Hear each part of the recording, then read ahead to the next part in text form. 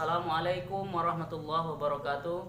Berjumpa lagi bersama Bapak Muhammad Yamin dalam pembelajaran kita Pendidikan Pancasila dan Kewarganegaraan di kelas 7 MTSN 1 Rokan Hilir.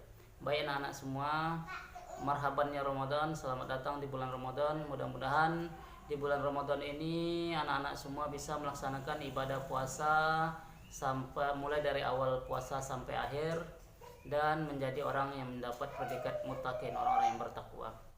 Materi kita PPKN di bulan puasa ini kita akan memasuki bab 6 tentang rangka Negara Kesatuan Republik Indonesia. Seperti apa materi kita pada kali ini? Mari kita simak videonya sebagai berikut ini. Bab 6, daerah dalam kerangka Negara Kesatuan Republik Indonesia. Materi pembelajaran kita ada 3. Yang pertama, daerah dalam kerangka Negara Kesatuan Republik Indonesia. Yang kedua, peran daerah dalam kerangka Negara Kesatuan Republik Indonesia. Dan yang ketiga, mempertahankan Negara Kesatuan Republik Indonesia. Yang pertama, daerah dalam kerangka Negara Kesatuan Republik Indonesia. Perjuangan menuju Negara Kesatuan Republik Indonesia. Banyak peristiwa yang terjadi untuk memperjuangkan kemerdekaan Indonesia. Salah satu adalah peristiwa 10 November di Surabaya. Dan ada pun peristiwa sebelum proklamasi kemerdekaan Indonesia itu ada kita kenal dengan namanya peristiwa Rengas Dengklok, yang mana kalangan pemuda menculik Soekarno-Hatta. Selanjutnya perumusan naskah proklamasi yang ditulis oleh Seyuti Malik. Selanjutnya proklamasi 17 Agustus yang langsung dibaca oleh Soekarno-Hatta. Aspek-aspek dalam proklamasi, yang pertama ada aspek hukum. Proklamasi merupakan pernyataan keputusan politik yang tertinggi. Yang kedua, aspek historis. Proklamasi merupakan titik akhir sejarah penjajahan di bumi Indonesia. Sedangkan aspek sosiologisnya, proklamasi menjadikan perubahan dari bangsa yang terjajah menjadi bangsa yang merdeka. Adapun yang keempat adalah aspek politis. Proklamasi menyatakan bahwa bangsa Indonesia sebagai bangsa yang berdaulat mempunyai kedudukan sejajar dengan bangsa yang lain yang ada di dunia. Aspek spiritual, bahwasanya kemerdekaan ini adalah berkat rahmat Tuhan atau Allah yang Maha Esa, sehingga kita bisa merdeka sampai sekarang. Yang kedua, pengertian daerah dalam kerangka Negara Kesatuan Republik Indonesia. Itu sesuai dengan sila yang ketiga Pancasila Persatuan Indonesia. Dan Undang Dasar 45 Pasal 1 Ayat 1, negara Indonesia adalah negara kesatuan yang berbentuk republik.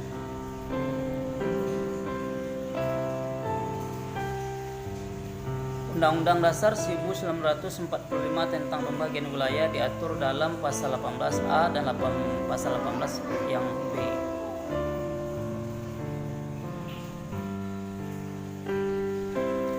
Penyelenggaraan negara Indonesia dilakukan secara otonomi daerah. Apa itu otonomi daerah? Adalah hak, wewenang, dan kewajiban daerah untuk mengatur dan mengurus sendiri urusan pemerintahan daerahnya, kepentingan masyarakat setempat sesuai dengan peraturan perundang-undangan yang ada, dan tidak boleh berlawanan dengan perundangan yang lebih tinggi. Asas dan prinsip otonomi daerah itu, yang pertama, menggunakan asal desentralisasi, dekonsentrasi, dan tugas perbantuan. Yang B, peran daerah dalam kerangka Negara Kesatuan Republik Indonesia. Apa aja perannya? Peran daerah dalam perjuangan kemerdekaan. Banyak kita tengok daerah-daerah yang berjuang gigih untuk pertahankan daerahnya menuju Indonesia merdeka. Berikut adalah perlawanan-perlawanan di daerah dalam rangka memperjuangkan kemerdekaan Republik Indonesia. Ada itu pahlawan Cut Nyadin yang dari Aceh, pahlawan Patimura, perlawanan rakyat Maluku ya, Pangeran Antasari, ada juga Sisingamaraja yang dari Sumatera Utara, kita kenal juga dengan Sultan Hasanuddin ya, Sulawesi, dan Pangeran Diponegoro dari daerah Jawa.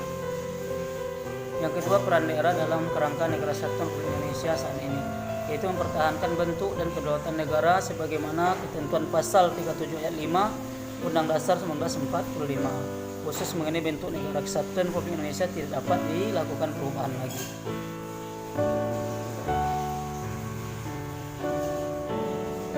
C. Memajukan bangsa melalui inovasi dan kreativitas aparatur sipil negara ASN.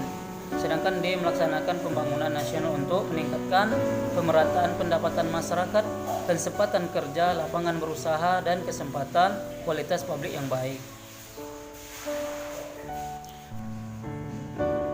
Demikianlah materi kita pada kali ini. Terima kasih, semoga bermanfaat.